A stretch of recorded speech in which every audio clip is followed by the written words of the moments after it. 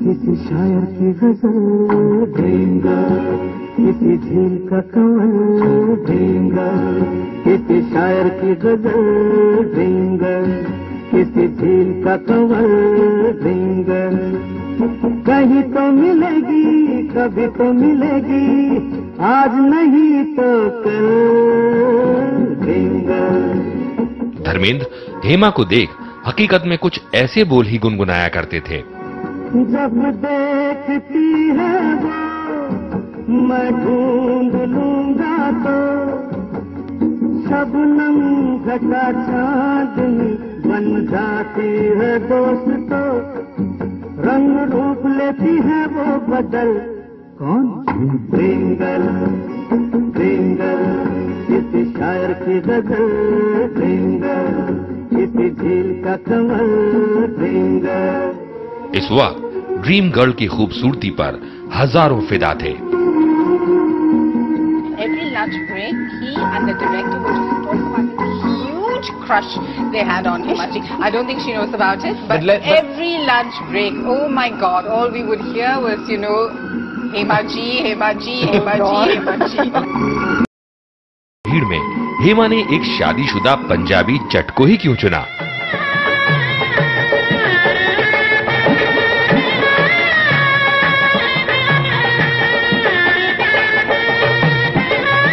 उनकी शादी तो टोटली फिल्मी थी। फिल्में ऐसी स्क्रिप्ट नहीं किसी ने नहीं लिखी।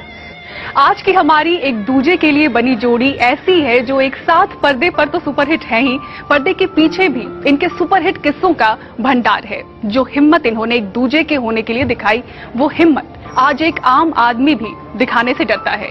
अगले आधे घंटे तक देखिए बॉलीवुड के सुपर हीरो धर्मेंद्र और लाखों के दिलों की धड़कन ड्रीम गर्ल हेमा मालिनी की ड्रामे से भरपूर और हैरान करने वाली मिलन की कहानी। मैं फूल बेचती हूँ, मैं हूँ फूल वाली, ओ जनाबे आली, मैं फूल बेचती हूँ। 1969 में ये नजरें दो चार हुई। फिल्म आसमान महल के प्रीमियर पर जब बॉलीवुड के सुपर हीरो ने ड्रीम गर्ल को देखा तो बस देखते ही रह गए। हेमा की एक झलक ने उन्हें दीवाना बना दिया। वैसे ड्रीम गर्ल भी धर्मेंद्र की महज एक झलक से दीवानी हो चली थी।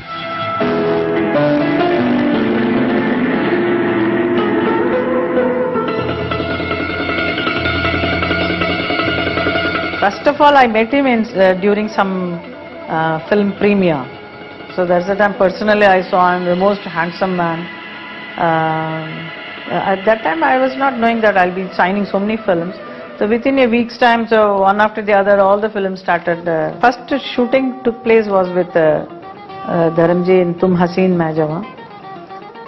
It was a dance number which we did.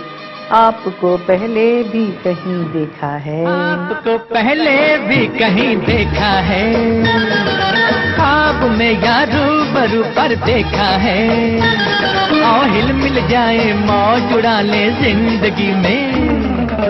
इस वक्त हेमा इंडस्ट्री में नई थी और धर्मेंद्र बड़े स्टार, जिनकी फिल्म इंडस्ट्री में आने से पहले महज 19 साल की उम्र में प्रकाश कौर से शादी हो चुकी थी। लेकिन हेमा की खूबसूरती ने धर्मेंद्र को मानो था। How sweet, क्या बात करूं, आपकी आंखों को देखकर पहले की याद आ जाती है। चश्मे में से पता चल रहा है कि आपकी आंखें कितनी गहरी, नीली, खूबसूरत। I am romantic and I was romantic। तो एक रोमांटिक आदमी क्या कुछ कर सकते, डिटेल आप भी जानते। दोस्ती हुई, मुलाकातें बढ़ी। 1969 और 1970 के बीच एक साथ इन्होंने 4 फिल्में साइन की और रुपहले पर्दे पर धर्म हेमा की जोड़ी हिट हो गई। कहा जाता था उस जमाने में कि अगर धर्मेंद्र हेमा मालिनी फिल्म में है तो it is always a superhit. ये दुनिया कहती है गली में मेरी एक लड़की कंवारी रहती है, कहीं तू वही तो नहीं, वही तो नहीं, वही तो नहीं, हाँ बोल। धर्मेंद्र पंजाब के फगवाड़ा के किसान परिवार से हैं, वहीं हेमा मालिनी दक्षिण भारत की अयंगर बिरादरी से। दोनों परिवार के परंपराओं में लंबा फासला था। बावजूद इसके इनकी लव स्टोरी 70 के दशक में शुरू हो गई। मुझे दिल में बंद कर लो, दरिया में फेंक दो चाबी।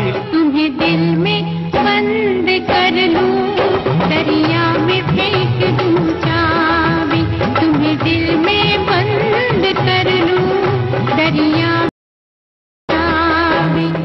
Our romance was in full swing those days. So it was lovely, it was interesting it was so nice to be in love, you know. So we were always looking forward to meet each other. He's busy in some other shooting, I'm busy somewhere. But how we used to find time and come close to, you know. Sita और गीता की shooting के दौरान इनका प्यार परवान चढ़ने लगा।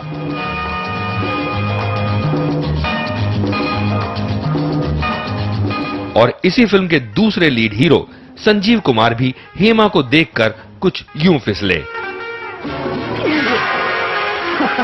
संजीव अब हेमा को साथी बना पूरी जिंदगी साथ चलना चाहते थे।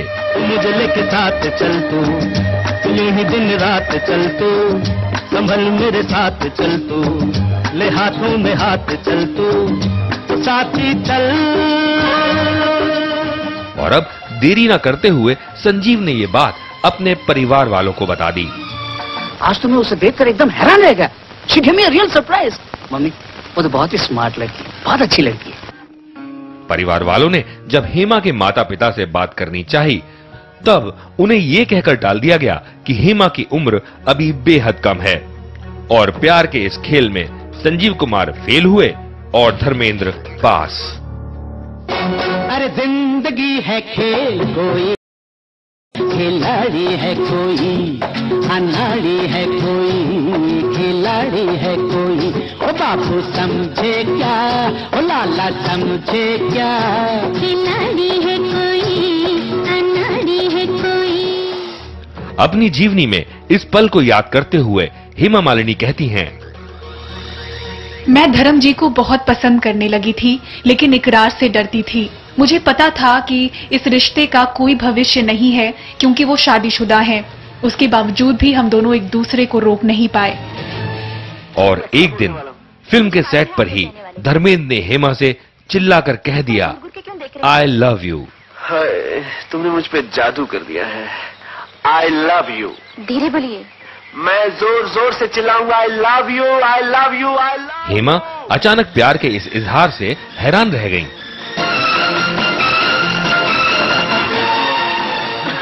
उस वक्त हेमा धर्मेंद्र को कोई जवाब नहीं दे पाई। एक बार कह दो, तुम सचमुच मुझसे प्यार करती हो?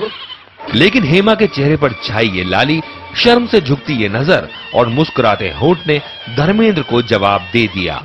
हाँ बाबा। और धर्मेंद्र हेमा के इस इकरार से कुछ यूं झूम उठे। मैं जट यमला पगला दीवाना, मैं जट यमला पगला दीवाना हो रब्बा, इतनी सी बात न जाना के ओ मैनू प्यार कर दी है, साडे उत्ते वो मर दी है।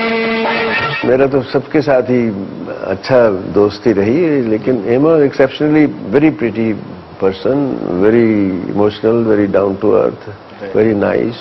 She has all the qualities of a great human being. उधर संजीव कुमार हेमा मालिनी के लिए दीवाने हुए जा रहे थे। हेमा के परिवार वालों के इनकार के बाद भी उन्होंने हार नहीं मानी। उन्हें लगा कि इतनी खूबसूरत हेमा किसी शादीशुदा इंसान यानी धर्मेंद्र से तो हरगिज शादी नहीं करेंगी। ऐसे में संजीव ने अपने बेहद अजीज दोस्त जितेंद्र का सहारा लिया। यार तेरी यारी हमें जान से है प्यारी। जितेंद्र और संजीव कुमार पक्के दोस्त थे।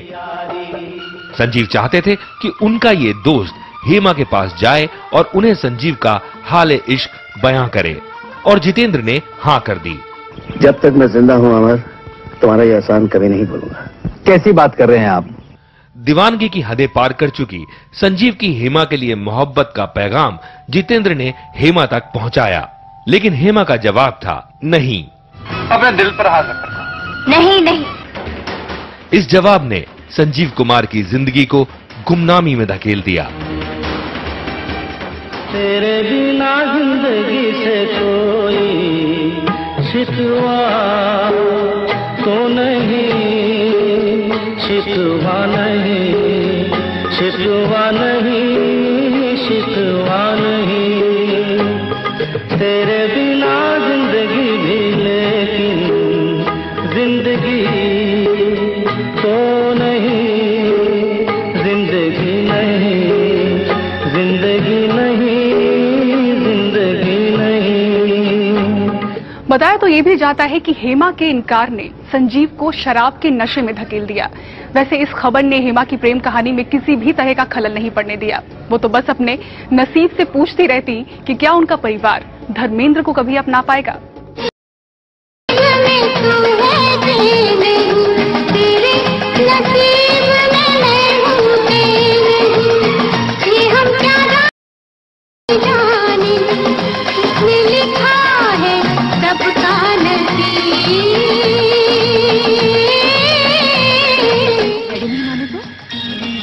जी उनकी बेटी को मना लिया, डैडी को मनाना क्या मुश्किल है।